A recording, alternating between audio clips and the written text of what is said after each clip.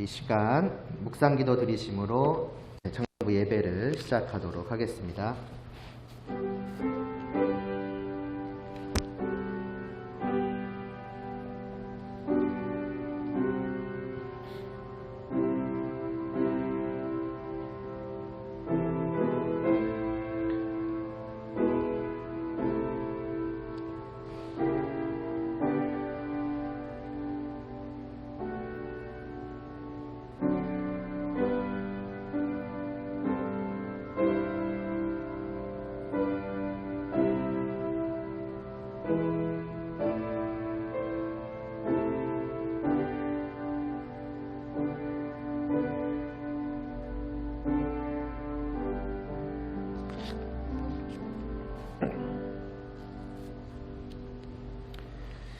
우리 각 사람에게 그리스도의 선물의 분량대로 은혜를 주셨나니 그러므로 이르기를 그가 위로 올라가실 때에 사로잡혔던 자들을 사로잡으시고 사람들에게 선물을 주셨다 하였도다.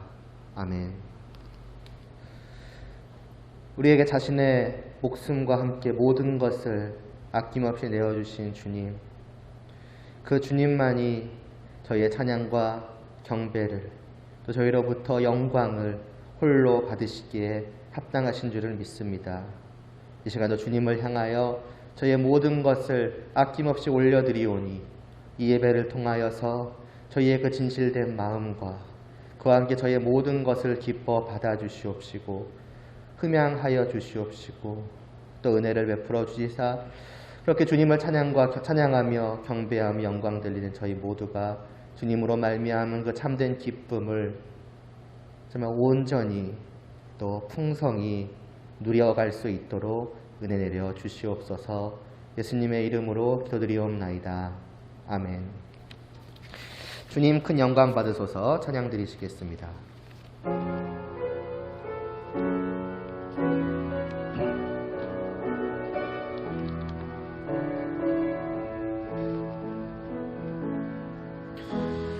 주님 큰 영광 받으소서. 홀로 찬양 받으소서. 모든 이름 위에 뛰어난 그 이름 온 땅과 하늘이 다 찬양해. 겸손하게 우리 무릎 꿇고 주 이름 앞에 영광 돌리세. 모두 절하세. 자 예수 주님께 찬양 드리리. 모든 영광과 존귀와 능력 받으소서. 받으소서. 영광과 존귀와 능력 받으소서. 받으소서. 그리스도 살아계신 하나님 주님 큰 영광 받으소서. 홀로 찬양 받으소서.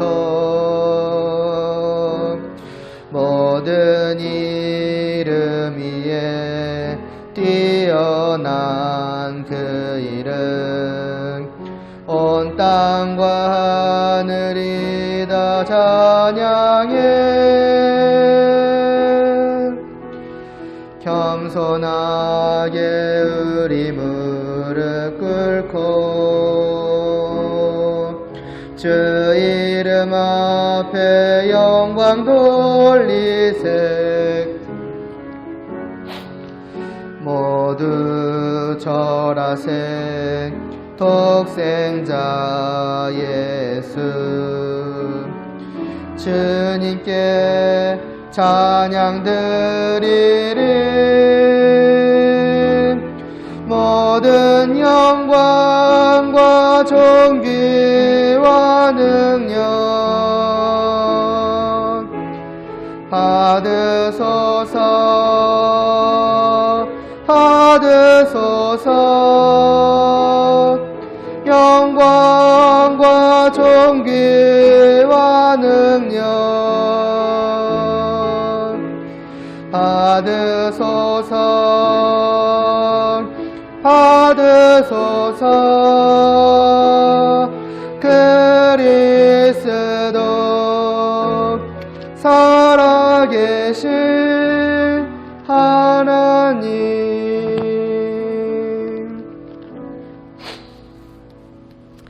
사도신경으로 우리의 믿음을 고백하겠습니다. 전능하사 천지를 만드신 하나님 아버지를 내가 믿사오며 그 외아들 우리 주 예수 그리스도를 믿사오니 이는 성령으로 잉태하사 동정녀 마리아에게 나시고 본디오 빌라도에게 고난을 받으사 십자가에 못 박혀 죽으시고 장사한 지 사흘 만에 죽은 자 가운데서 다시 살아나시며 하늘에 오르사 전능하신 하나님 우편에 앉아 계시다가 저리로서 산자와 죽은 자를 심판하러 오시리라. 성령을 믿사오며 거룩한 공회와 성도가 서로 교통하는 것과 죄를 사하여 주시는 것과 몸이 다시 사는 것과 영원히 사는 것을 믿사옵나이다. 아멘. 주의 인자하신 그 사랑이 먼저 찬양드리겠습니다.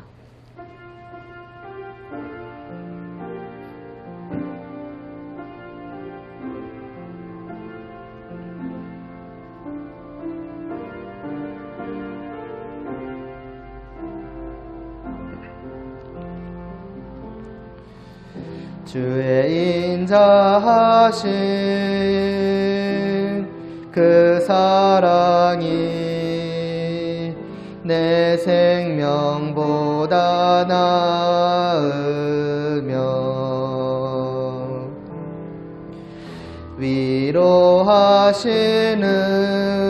위로하시는 주 손길은 내 눈물보다 귀하다.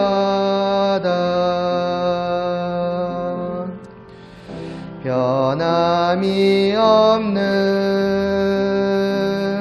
주 임재가 내 근심보다 가깝고 주님 흘리신 그 보혈은 내 상처보다 진하다. 결국 내 주님과 함께 사는 것 나의 영원한 소원. 주의 아름다움 안에 사는 것 나의 영원한 기쁨. 한 번 더 찬양 드리겠습니다. 주의 인자하신 그 사랑이 내 생명보다 나으며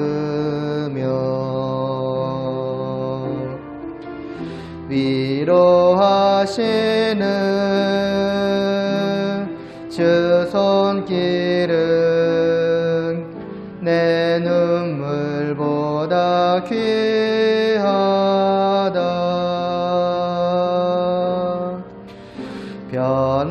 감이 없는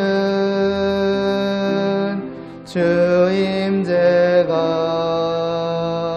내 근심보다 가깝고 주님 흘리신 그 보혈은 내 상처보다 진하다. 결국 내 주님과 함께 사는 것 나의 영원한 소원. 주의 아름다움 안에 사는 것 나의 영원한 기쁨.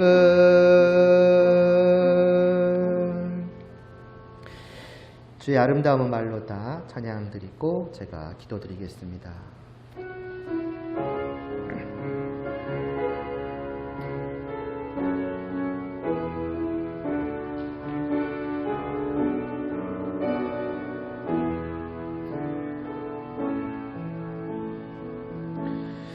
주의 아름다움은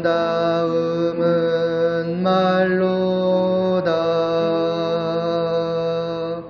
영원할 수 없고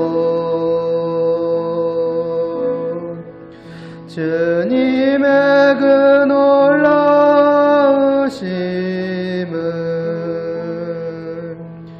다 표현할 수가 없네. 누가 그 지혜를 깨닫고 누가 깊은 사랑 증량할까. 보좌에 앉으신 주의 위여 아름다우신 주님, 내가 주를 경외함으로 주님 앞에 홀로 섭니다. 찬양 받으시기에 합당한 거룩하신 주님. 주의 아름다움은 말로다. 주의 아름다움은 말로다. 영원할 수 없고 주님의 그 놀라우심은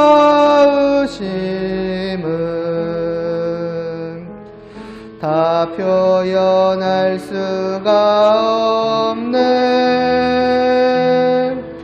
누가 그 지혜를 깨닫고 누가 깊은 사랑 증량할까. 보좌에 앉으신 주의 위여 아름다우신 주님, 내가 주를 경외함으로 주님 앞에 홀로 섭니다. 찬양 받으시기에 합당한 거룩하신 주님.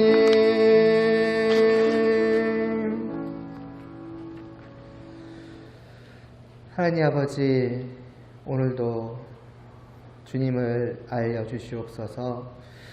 주님이 어떠한 분이신지를 깨닫게 하여 주시옵소서. 주님이 어떠하심을 저희가 보게 하여 주시옵시고, 정말 저희의 영혼이 그것을 경험하며 또 누리며 더 깊이 주님을 깨닫고 더 깊이 정말 주님의 아름다우심을 정말 느끼며 그 주님을 향한 사랑이 더욱더 커져가며 그 주님과만 함께하고 싶어하는 그 간절한 마음이 더욱더 깊어질 수 있도록 하여 주시옵소서. 그래서 우리가 앉으나 서나 자나깨나 늘 주님과 정말 동행하는 그 기쁨이 우리의 모든 삶 가운데 늘 있게 하여 주시옵시고, 그러한 삶을 통해 언제나 저희로부터 찬양과 경배와 영광만을 받아 주시옵소서. 예수님의 이름으로 기도드리옵나이다. 아멘. 다시 한번 7절부터 10절, 에베소서 4장 7절부터 10절까지를 보도록 하겠습니다.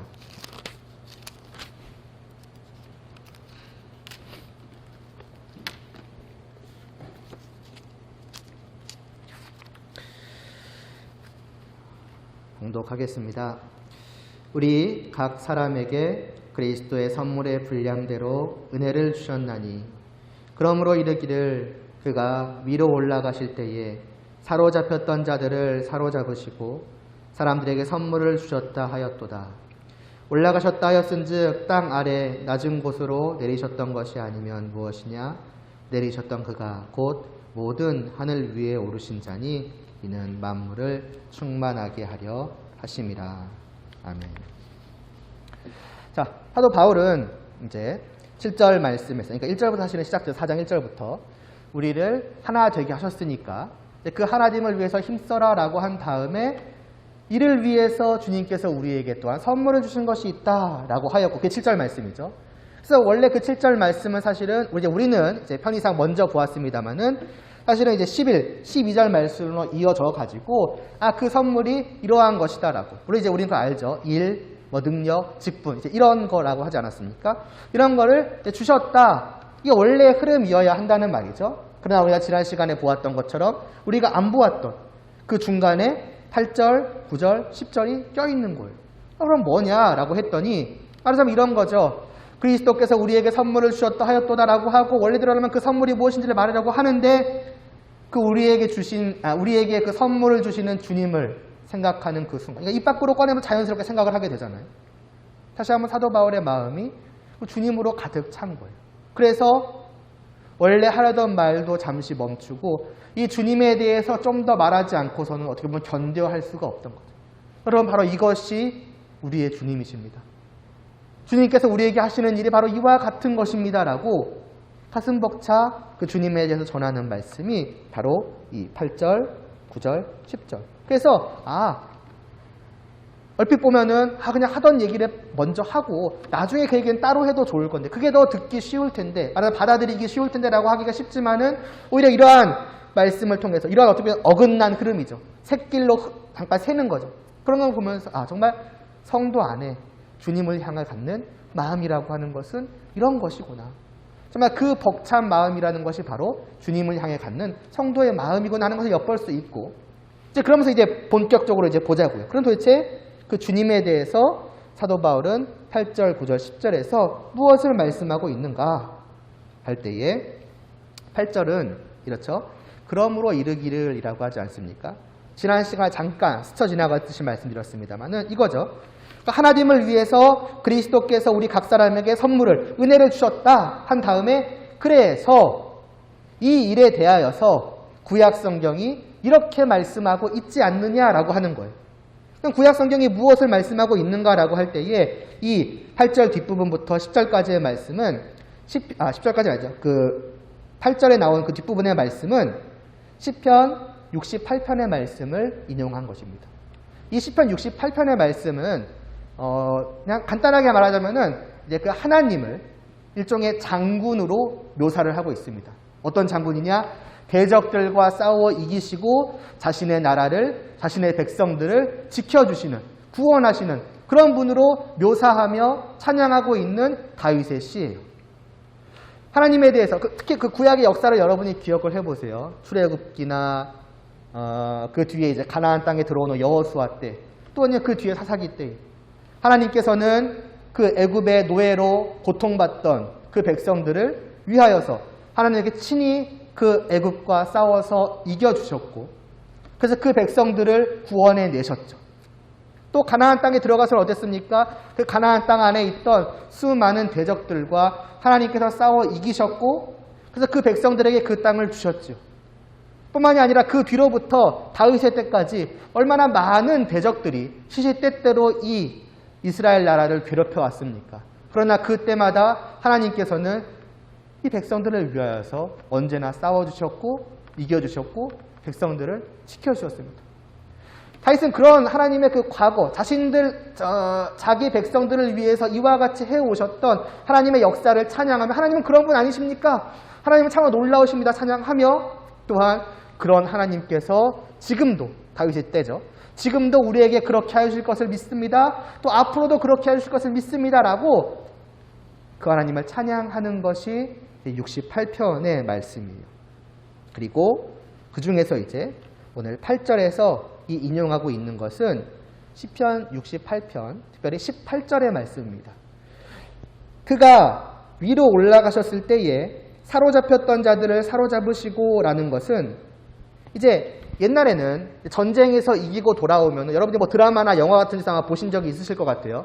그 승리의 개선 장군이 자기 군대를 이끌고 승리의 행진을 하는 것을 상상해 보시면 돼요.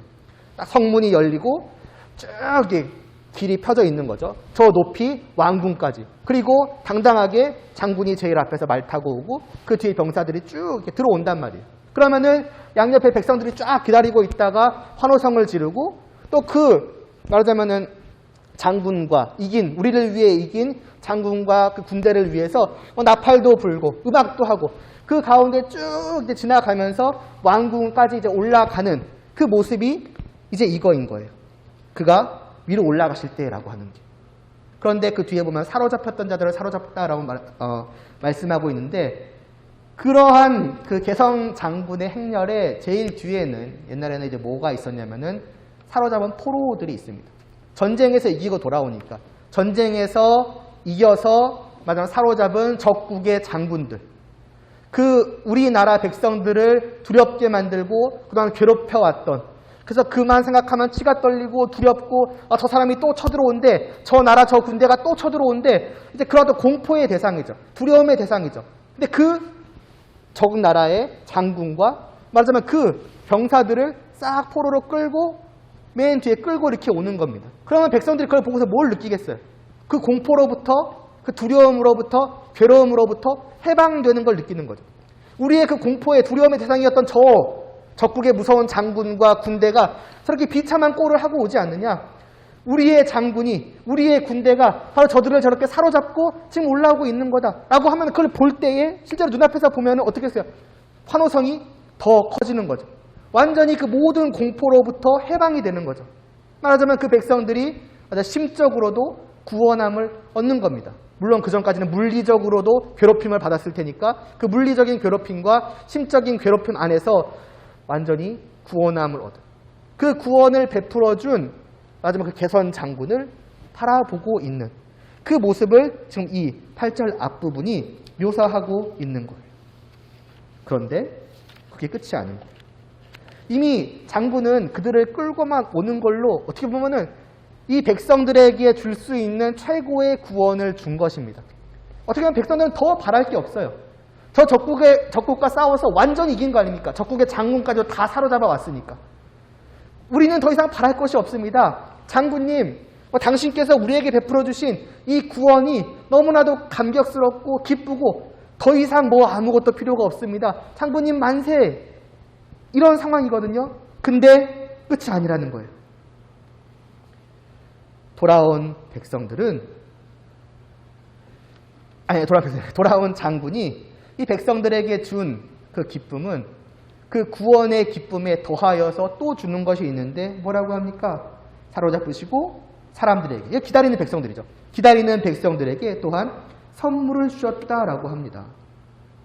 마찬가지로 이제 그 당시에는 싸워서 이기면 전리품이 있을 거 아니겠습니까? 때로는 적국의 어떤 말이든 뭐 무기든 그 안에 있던 여러 가지 보석들이든 아니면 적 나라까지 서들어와가지고 거기 있는 것들을 다 가지고 올 수도 있어요. 그 모든 전리품들을 가지고 돌아오는데 그것들을 말하자면은 자기를 기다리고 있는 그 백성들에게 나누어 주는 겁니다. 물론 이 모든 것들은 사실은 백성들의 몫은 아니에요. 백성들을 위해서 목숨 걸고 싸워서 이겨낸 그 장군과 군사들의 몫일 것입니다. 무엇보다도 가장 앞장서서 싸웠던 장군의 몫이겠죠. 그래서 사실 이 시편 68편 그 18절, 그러니까 인용한 원래의 말씀은 사람들에게 선물을 주셨다라고 하지 않고 사람들에게 선물을 받으셨다라고 되어 있어요. 그러니까 전리품도 장군이 다 갖는 것이 마땅할 것이고 백성들 다 당연히 그렇게 여기겠죠. 그거 다 당신 거라고, 그건 당신이 갖는 것이 당연합니다라고 말할 것이고 거기에 더해서 자기 집에서 막 이것저것 다 가져오는 거예요. 우리를 구원해 주신 그 장군께 너무나 감사하여서 제 것도 다 드립니다. 저희 집에 있는 좋은 모든 것들 가져왔습니다. 장군님 다 받아주세요. 막 다 사실 드리는 그러한 모습인 것이죠. 그런데 그 시편의 말씀을 인용한 이 사도 바울은 그 장군이 백성들에게 선물을 받았다라고 하지 않고 선물을 주셨다라고 말씀을 하고 있네요. 그러니까 여러 가지 해석이 있는 거예요. 왜 인용을 이런 식으로 했을까? 인용을 했는데 멋대로 바꾼 건가? 아니면 인용을 한 게 아닌가? 아니면은 뭔가 구약에 잘못됐던 신약에 잘못됐던가? 뭐 여러 가지로 의견이 분분한데 다 가능한 해석이고요. 좀 간단하게 생각을 하시면 될 것 같습니다. 구원받은 백성들은 마땅히 장군에게 찬양과 경배와 영광과 자기의 모든 것을 감사함으로 다 드리겠죠. 아낌없이 드리겠죠. 우리가 가진 이 모든 것, 당신이 이 싸움에서 승리하지 않았다면 다 뺏길 것들이었습니다. 당신이 가져가는 것이 당연합니다. 제 마음과 함께 모든 것을 가져가 주시옵소서. 우리를 구원하신 장군님 만세라고 드리겠죠. 그리고 장군은 자기가 얻어낸 전리품과 함께 그들이 주는 것을 기쁜 마음으로 다 받고 사실 그대로 왕궁으로 올라가도 상관이 없어요. 그러나 이 장군님은 말하자면 우리를 너무나도, 그러니까 우리 백성들을 너무나도 사랑한 나머지 그냥 받고 빠이빠이 하고 가는 게 아닌 거예요. 받고 다시 모든 것을 그 백성들에게 나누어 주는 것입니다. 마땅히 받을 것인 줄 안다. 또 너희의 마음도 내가 기쁘게 받는다. 그러나 나는 너희가 단지 구원함을 받은 기쁨, 그 구원을 누리는 것에 더해서 더 큰 기쁨들을, 말하자면 이 구원의 기쁨을 더욱더 만끽하기를 원한다. 그러니까 내가 얻어온 이 모든 보물들을 다 너희에게 나누어 줄 테니 이 승리의 기쁨을, 이 구원의 기쁨을 더욱더 크게 다 함께 누리자. 내가 얻은 이 영광과 내가 얻은 이 모든 전리품은 사실 자기 혼자 갖는 게 맞는 거죠. 그러나 나는 너희 모두와 함께 다 누리기를 원한다. 그래서 받고 끝나는 게 아니라 받고 또 다 주는 거예요. 심지어 생각을 해보십시오. 이 백성들이 그동안 적국에 의해서 매번 괴롭힘을 당했던 사람들이라고 생각을 해보세요. 때로는 적국의 노예와 같았다고 생각을 해보세요. 그런 자들이 가지고 있으면 뭐 얼마나 굉장한 걸 가지고 있겠습니까? 자기들이 집에서 아무리 좋은 것을 가져왔다고 한들 기껏해야 종이나 노예나 맨날 해년마다 적국에 뺏겼던 사람들이 가지고 있는 것들이라고는 보나마나예요. 말하자면 그것들을 주는 거죠. 그런데 저 장군이 주는 것은 사실 그것에 더해서 자기가 적국에서 얻어온 그 굉장한 것까지도 다 같이 주는 거예요. 쉽게 생각하면은 백성들이 10을 주면은 말하자면 장군은 100을 돌려준다?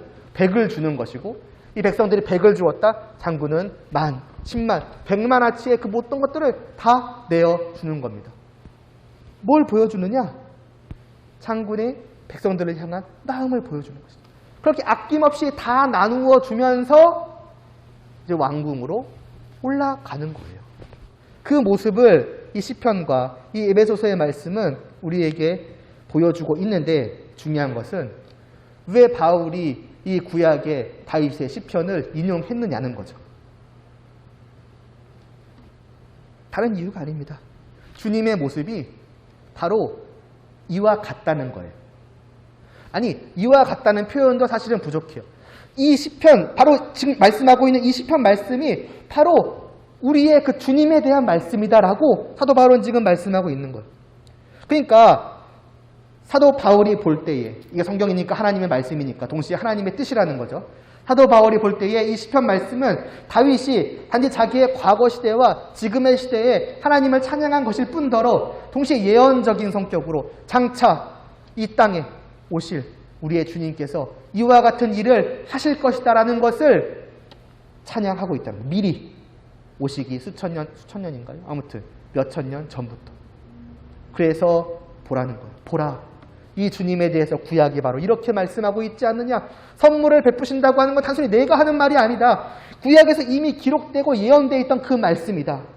그러면서 그걸 더 확실히 하기 위해서 이어지는 9절과 10절 말씀이 나오는 거죠. 올라가셨다 하였으니, 써있잖아요. 그 위에 8절에. 그가 위로 올라가실 때. 위로 올라가실 때라고 말씀하고 있으니까 뭐라는 거냐. 올라가셨다는 것은 그전에는 내려오셨다는 것 아니겠느냐. 그러니까 백성들을 위해서 이 땅에 내려오셔가지고 적과 싸워서 승리하시고 다시 저 높은 곳으로 귀환하셨다는 그 말씀이지 않느냐. 그럼 이분이 도대체 누구겠느냐는 거예요. 바로 하나님의 아들. 저 하늘에서 이 땅에 내려오셔서 십자가 위에서 마귀와 싸워서 완전한 승리를 거머쥐셨다, 쟁취하시고 그 백성들을 위해서 저 하늘로 다시 올라가신 그 주님에 대해서 말씀하고 있는 것 아니겠느냐. 이 말씀이 주님에 대한 말씀 외에 다른 것일 수 있겠느냐라고 사도 바울은 말하자면 증명하고 있는 거예요. 이것은 바로 예수 그리스도에 대한 말씀이라는 거예요.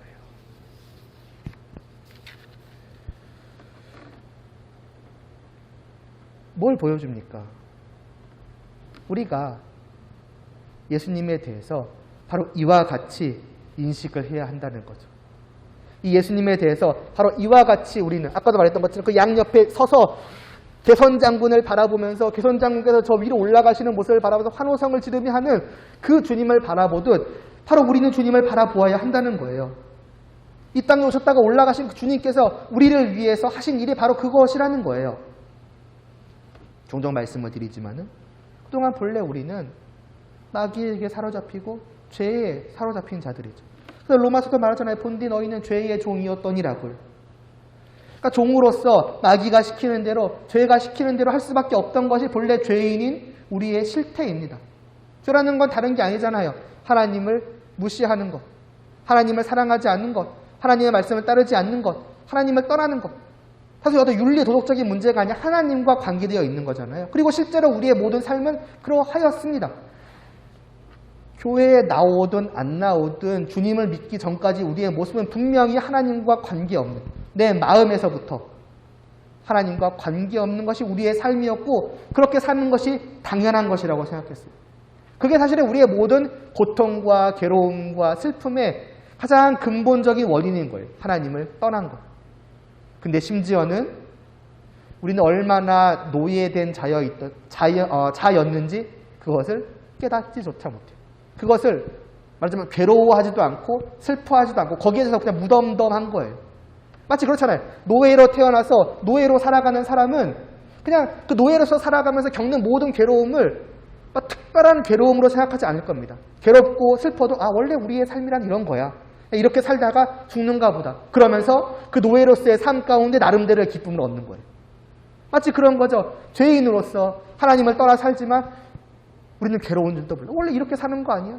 그러면서 그 죄의 종으로서의 육신의 쾌락을 추구하면서 바로 이게 우리의 기쁨이지. 이게 우리의 즐거움이지. 그게 우리의 실태였다는 거예요. 그런 우리를 위해서 하나님의 아들께서 이 땅에 내려오셨고 십자가에서 우리를 위해서 죽으셨고 그래서 사단 마귀와 죄의 권세를 완전히 이겨버리셨고 그리고 개선 장군처럼 하늘로 올라가시는 거예요. 그러하면서 모든 백성들을 불러 모으시는 거죠. 노예된 자들, 그동안 그 죄 아래, 마귀의 권세 아래 마침 잡혀있던 자들, 오직 죄 외에는 아무것도 할 수 없는, 하나님을 떠나는 것밖에는 할 수 없는 그 자들을 마지막 풀어주신 거죠. 해방시켜주신 거죠. 그리고 그때에 비로소 우리는 본래 우리의 상태가 어떤지 깨닫는 거예요. 그전까지는 그게 당연하다 여겼지만은 주님을 믿는 그 순간, 그래서 주님이 이루신 그 승리를 맛본 그 순간 우리는 죄의 노예였구나.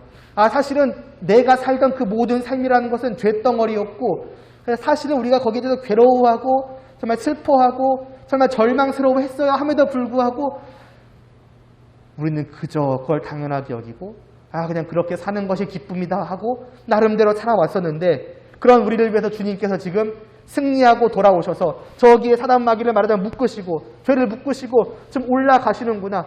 나를 해방시켜 주셨구나. 구원하여 주셨구나. 그래서 사실 주님을 바라보는 우리의 심정은 그러해야 된다는 거예요. 환호성을 지르면서 주님 우리를 구원하여 주시니 감사합니다. 그게 우리 안에 있어야 하는 것이죠. 그리고 사도 바울 안에 그게 있던 거예요. 그러니까 사도 바울이 그 주님을 생각할 때마다 얼마나 가슴이 벅찼겠느냐는 거죠. 얼마나 목이 메었냐는 거죠. 심지어 그 승리는 그냥 얻은 승리였습니까? 하늘에서 내려오신 그분께서 자신의 목숨을 내어서 얻어낸 승리예요. 자기를 희생하셔서 우리를 위해서 죽으셔서 얻어낸 승리입니다. 그런데 얼마나 더 감격스러워요. 그러니까 다른 얘기를 하려다가도 주님을 생각하면 멈추는 거예요. 맞아 주님. 주님이 우리에게 이루신 것이 그것이지요. 그래서 그 주님에 대해 더 지금 말하는 그게 지금 이거잖아요. 그게 우리 안에 있어야 되고 이걸 생각할 때에 왜 바울이 이러한가를 이해할 수 있는 거예요. 그게 단순히 머리 이상으로 우리의 심정적으로 이해되어져야 해요. 왜냐? 우리는 이것을 동일하게 경험한 자들이기 때문인 거예요. 그냥 주님은 승리를 하셨대더라가 아니에요. 예수 그리스도가 자기 백성을 위해서 자기 목숨까지 바쳐서 승리하셔서 개선장군처럼 올라가셨다더라가 아니라 우리는 그냥 저 멀리서 무슨 다른 나라 얘기를 듣는 것처럼 그랬대? 이런 심정으로 있는 게 아니잖아요. 우리는 그걸 실제로 경험한 자로서 저 성 밖에서 그 소식을 듣는 사람이 아니라 성 안에 들어와서 그 주님의 올라가심을 지금 바라보는 사람들인 거예요. 주님을 믿는다는 건 그런 겁니다. 그걸 실제로 경험하고 있고, 그러니까 경험했고, 경험하고 있고, 경험하는 자들인 거예요. 그게 우리가 경험하고 있는 성도로서의 영적인 경험인 거죠.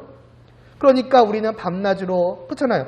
백성들이 장군이 성으로 올라가면 끝이겠습니까? 그동안 장군님 하다가 간 다음에는 갑자기 뒤돌아서 갑자기 식은 마음으로 갔네 우리끼리 놀자 이런 식이 되지는 않겠죠. 밤낮으로 그분이 우리에게 베풀어 주신 승리가 어떠하였는지 자신의 목숨까지 내어주셨다더라. 진짜 우리를 어떻게 사랑하시는 거야. 밤낮으로 그 얘기를 하고 또 하고 싶어지겠죠. 그게 성도의 마음이라는 거죠. 근데 이게 기본이거든요. 이게 주님을 믿는 기본적인 상태거든요. 근데 아까도 말했던 것처럼 끝이 아니잖아요. 그냥 사로잡고 올라가시는 게 아니잖아요. 사로잡고 올라가실 때에 사람들에게 또한 선물을 주시기까지 하는 거예요. 아니 주님 이 선물을 안 주셔도 정말 우리의 마음 가득히 주님을 채우는 게 너무나도 당연하고 그냥 밤낮으로 그냥 1년 12달 내내 주님을 찬양하고도 충분합니다. 그런데 어떻게 거기에 더하여서 우리에게 선물까지 주십니까? 그러니까 그 개선 장군 되시는 주님을 향한 마음은 사실 더 커질 것이 없는데 더 커지는 거예요. 이미 어떻게 보면 맥시멈이에요. 내가 가질 수 있는. 근데 거기에 더해서 선물까지 주시니 마음이 펑 터지는 것과 같은 그러한 심정이 내 안에 있는 것이죠. 그러니까 얼마나 감격스러운 것이냐 사도 바울은 말씀하고 있는 거예요. 그게 이제 7절 말씀인 거잖아요. 우리 각 사람에게 그리스도의 선물의 분량대로 또한 은혜를 주셨다.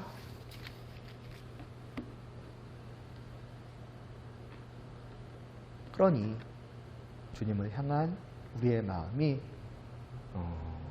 어떠해야 하겠냐라기보다는 어떠하겠느냐를 우리가 생각을 해보아야 하는 것이죠. 분명히 우리 안에 있어야만 하는 거예요. 그냥 어느 구석 한 구탱이에 여기 있는 정도가 아니라 가득 어떻게 보면 터져나갈 정도로 내가 수용할 수 있는 그 한계를 벗어난 것을 수용하는 자처럼 터져나갈 것과 같은 마음이 있어야 하는 것이고, 그리고 이제 4장 7절부터 12절까지의 말씀을 마무리하는 입장에서 다시 한번 말씀을 드리자면 교회의 일, 또 직분, 그것을 할 수 있는 능력을 대하는 태도와 자세도 그러하다는 거예요. 교회 안에서 할 것이 있어요. 그리고 마침 내게 그것을 할 수 있는 능력이 또 크던 작던 있어요. 그래서 아이들을 잘 돌볼 수 있을 것 같아. 내가 성경 지식이 좀 더 있고 또 그걸 내가 조금 더 잘 전할 수 있을 것 같다. 그래서 아이들을 좀 잘 가르칠 수 있을 것 같다라던가, 아니면 내가 뭐 요리를 좀 잘 한다던가, 아니면은 내가 어떤 전체적인 어떤 행정적인 전체적인 것들을 잘 파악하고 관리할 줄 안다던가, 아니면 나이가 어떤 금전을 관리하는 능력, 금전 감각적인 것, 그런 것들이 좀 있다. 그래서 이런 것들이 내게 있는 것을 알고 마침 교회 안에 그러한 자리가 있다는 것을 알 때에 어떻게 생각해야 되냐? 바로 이것이 우리 각 사람에게 주신 주님의 은혜로운 선물이구나라고 우리는 느낄 수 있어야 한다는 거죠.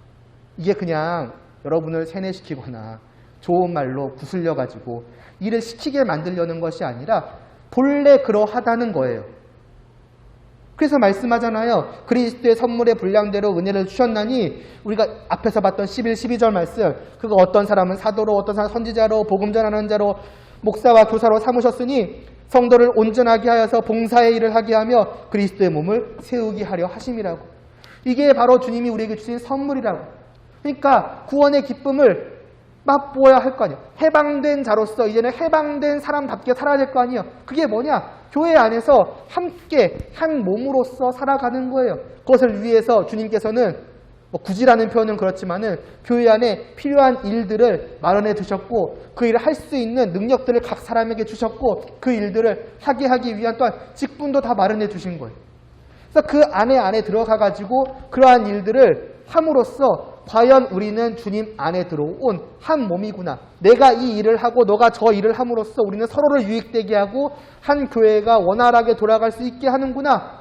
야, 정말 우리들 각자를 통해서 이 교회가 돌아가고 있는 걸 보니까 정말 우리는 한 몸이잖아. 한 몸. 한 몸이 맞구나. 그것을 실제로 말하자면 생생하게 경험하는 거예요. 그러면서 그것을 주님께서 바로 이러한 선물을 우리에게 주신 것이구나. 아, 이러한 기쁨을 하기 위해서 우리에게 이 모든 것들을 주셨구나. 그 주님의 선물을 맛보는 거죠. 오늘날 이 모든 것들이 여러분이 아마 아실 것처럼 많이 왜곡되어 있어요. 극단적으로 두 가지로 나누어져 있죠. 하나는 하기 싫거나 아니면은 하고 싶거나. 하기 싫은 것은 말 그대로 일인 거예요. 어떤 사람이, 어떤 교회라는 조직이 자꾸 나한테 뭘 시키는 거예요. 이거 해라, 저거 해라. 귀찮게 하는 거죠. 아, 왜 일을 떠맡기냐는 거예요. 그런 쪽으로 하기 싫어하거나, 아니면은 특히 직분과 관련되어서 저기는 교회 안에서 좀 더 특권과 같은 특별한 계급, 특별한 계층이다. 저 자리까지 올라가야지. 아, 저 사람이 하고 있는 저 일은 말하자면 또 왕이나 회장이나 어떤 임원들이 하는 특별한 일이다. 나는 저 자리에 가서 저 일을 할 거야. 하고 싶어. 둘 다 극단적으로 잘못된 얘기들입니다. 근데 이런 것들은 왜 있느냐? 분명한 게 한 가지가 빠져 있는 거예요. 주님이 없어요. 사람이 시키거나 아니면 사람이 얻어내는 일이, 사람의 영광을 위하거나 아니면 사람의 노예처럼 일하거나, 뭐냐? 그 모든 것에 주님이 빠져 있는 거예요. 이 모든 것이 주님께서 우리에게 구원받은 백성으로서 베풀어 주시는 선물이라는 생각 자체가 아예 없는 거죠. 그러니까 하거나 안 하거나, 하기 싫거나 하고 싶거나. 어떻게 보면 이것이 교회의 대부분의 실태일 수는 있습니다. 그러니까 우리는 어떻게 해야 되느냐? 지금 교회에 말하자면 꼬라지가 이런 거니까 나는 그냥 안 할래요. 그냥 머리로만 알고 있고, 그러나 실제가 다르잖아요. 그냥 이건 안 되는 거예요. 그게 아니라는 거죠. 이 말씀을 통해서 우리가 정말로 이것을 주님이 주신 선물로, 첫째는 머리로 알아야 될 것이고, 그러나 더 중요한 것은 내 마음으로 느껴야겠죠. 그래서 그 느끼는 사람으로서 우리들 스스로 그러니까 한 명 한 명이 교회 안에서 그렇게 바라보고 그렇게 해 나아가며, 그렇게 해 나아감으로써 다른 사람이 다 그렇지 않을지라도 먼저는 내가 함으로써 아, 정말로 이것 주님이 주신 선물로서 누리는 그 기쁨을 누리면서 서서히 그것들을 또한 전해 가기 시작을 해야죠. 본래 일이라고 하는 것, 직분이라고 하는 것은 그러한 것이다. 꼭 그건 내가 말로 하지 않아도 사람들이 볼 겁니다. 같은 교회 안에서 같은 일을 하고 있는데 저 사람과 나는 그 일을 대하는 태도가 다른 거예요. 나는 하기 싫어서 억지로 하거나 아니면 그 어떤 계급처럼 생각해서 어떤 욕망을 가지고 하는데 저 사람은 뭔가 나와 다른 것이죠. 왜 너는 그와 같은 자세로 그와 같은 마음으로 일을 하니 혹은 일을 할 수가 있니? 그 삶 자체가 하나의 본보기가 되는 것이죠. 관심을 끄는 것이죠. 그러함으로써 서서히 전할 수 있는 것이죠. 본래 일이라는 건 이러하기 때문에 난 그렇게 하는 거다. 한 예시입니다. 그러니까 우리들이 먼저 그것들을 해갈 수 있어야 한다는 것입니다. 그렇게 함으로써 처음에는 한 명이든 그것이 2명으로 또 4명으로 5명으로 그래서 마치 누룩이 퍼지는 것처럼 그러니까 곰팡이가 예시가 되겠지만 곰팡이가 처음에 작은 곰팡이로 예를 들면 좀 안 좋긴 한데 그러니까 곰팡이가 금세 퍼질 거 아니겠습니까? 마치 그것처럼 예시가 이상해지는데 아무튼 마치 우리가 그런 좋은 곰팡이처럼 돼가지고 퍼뜨려 가면서 교회가 말하자면은 곰팡이로 말이 자꾸 이상해지는데 무슨 느낌인지 아시죠? 뒤덮이는 것처럼 그게 이제 온전해져 가는 그런 거죠. 그런 교회로까지 되어져 가야 한다. 그게 이제 2장 몇 절입니까? 마지막에서 말하고 있는 2장 21, 22절 정도 되겠네요. 건물마다 서로 연결하여 주 안에서 성전이 되어가고 성령 안에 하나님이 거실 처소가 되기 위해서 함께 지어져 가는 것이며 말하자면은 지어져 갔는데 서로의 생각, 의식들이 다 달라가지고 어디는 벽돌이 빠져 있거나 막 금이가 있거나 하는 것들을 수리해 나가는 거예요. 그것이 먼저는 이 말씀을 듣고 깨달은 우리 안에서 시작이 되는 것이죠. 그러한 교회를 우리 모두가 세워가야 한다. 단순히 세워가는 것도 중요하지만은 그걸 통해서 우리가 누리고 있는 이 기쁨이 온 교회 안으로 더 퍼져갈 수 있게 해야 된다. 더 많은 사람들이 이 기쁨 안으로 들어오게 해야 한다. 많은 사람들은 여전히 해방의 기쁨을 누리기보다는 여전히 또 노예처럼 일하고 있는 거예요. 이제는 새로운 노예로. 예전에는 죄의 노예였다면은 이제는 어떤 교회라고 하는 하나의 어떤 조직의 노예가 되고 있고 어떤 사람은 교회 안에 있는 어떤 특정한 사람들이 시키는 대로 억지로 일하는 어떤 사람의 노예가 되고 그런 게 아니라 이 교회 안에서 정말 해방의 구원의 그 복된 기쁨을 정말 누리는 우리 모두 이 자리에만이 아니라 그렇게 되어야 한다. 라는 것이 12절까지의 말씀이 되겠습니다. 다음 시간에 또 계속해서 이제 13절에서는 또 13절부터는 또 무슨 말씀을 하고 있는지 함께 보아가도록 하겠습니다. 기도드리시겠습니다. 하나님 아버지, 몇 주간 이 7절부터 12절까지의 말씀을 보면서 하나님께서 우리를 하나로 만드셨고 그 하나, 한 몸, 한 교회, 한 그 사랑의 공동체 안에서 주님과 함께 어떻게 그 복됨을 맛보라고 하시는지 또 누리려고 하시는지 보아왔습니다. 그동안 또 어쩌면 오랜 시간 동안 교회 안에서 일들, 직분들, 그것도 할 수 있는 능력들에 가지고 있는 의미들이 거기에 대한 인식들이 이래저래 왜곡되고 있는데 주님 이러한 말씀을 통해서 왜 주님께서 이것을 주셨는지를 깨닫게 하여 주시옵소서. 다른 것이 아니라 바로 우리에게 은혜로 베풀어 주시는 그 구원의 기쁨을 더욱더 풍성하게 맛보도록 하기 위해 주시는 선물이라는 것을 깨닫고 우리가 먼저 그와 같은 의식을 가지고서 그것을 누리게 하여 주시옵시고 그래서 진실로 일하되 정말 누려가는 저희들을 통하여서 온 교회가 정말 주님이 베풀어 주시는 이에 대한 올바른 생각, 올바른 인식을 가지고 함께 동참하며 함께 누리며 그래서 주님의 그 구원의 기쁨을 정말 풍성하게 정말 생생하게 실제로 날마다 매주마다 맛보는 그런 온 교회 될 수 있도록 은혜를 베풀어 주시옵소서. 이 한 주간도 저희로 주님을 떠나지 않게 하여 주시옵소서. 우리의 개선 장군 되시는 주님을 향해 환호성을 지르는 그러한 백성된 심정으로 늘 주님을 바라보며 주님을 따르며 주님과 함께하는 그 기쁨을 정말 빠짐없이 누리게 하여 주시옵소서. 예수님의 이름으로 기도드리옵나이다. 아멘. 주기도문 드리시겠습니다.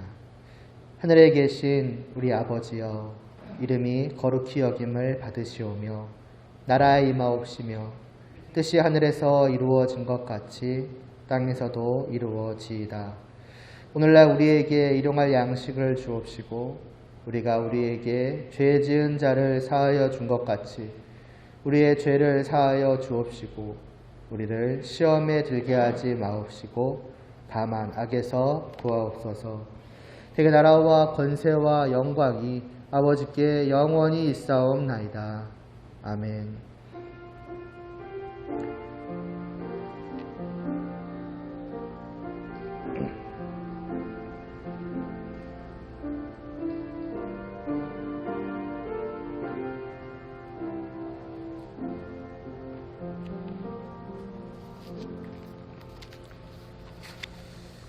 네, 어쨌든 휴가를 다녀와서 무사히 복귀했습니다. 다행히 코로나 걸리지 않고 잘 돌아왔고요. 오늘은 뭐 없습니다. 오늘은 이대로 끝내고 다음 주에는 둘째 주죠. 또 함께 모여서 교제하는 그러한 시간을 갖도록 하겠습니다. 네, 예배 마치도록 하겠습니다.